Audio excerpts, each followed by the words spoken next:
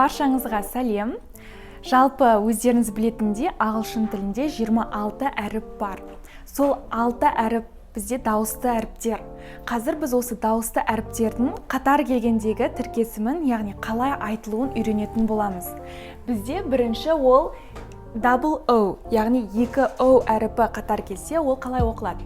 Ол U болып оқылады. Мысалы, book, wood, look. Бірақ ол кейде A болып оқылатын кезі бар. Blood, flood. Яғни қай кезде А болып оқылады? Дауыссыз әріп оған қатар L әріпі келсе.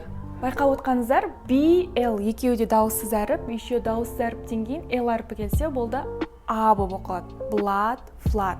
Бірақ мына жерде look болып тұр. Мына жерде look болған U болып оқылатын себебі, бұл жерде L ғана әріпі тұр. Егер бұның алдында басқа дауыссыз әріп тұрса, онда бұл А болып оқылатын еді. Келесі бізде double E, E-O, E-A әріптері. Бұл бірінші жағдайда E болып оқылады. People, meat, sweet. Бірақ бұл кейде болып оқылатын кезі бар. Dead, ready. Ешқандай заңдылық жоқ. Бұны тек қана еске сақтап жаттап алу керек. Қай кезде болып оқылатыны. Болып оқылатын кездер өте аз, көбіне E болып оқылады. Келесі бізде OA әріптері қатар келсе, ол O болып оқылады. Boat болып оқылады, boat, oak, goat болып оқылады, U болып оқылады, O болып оқылады. Келесі бізде O, U әріпі қатар келсе, ол бізде AU болып оқылады. House, mouse.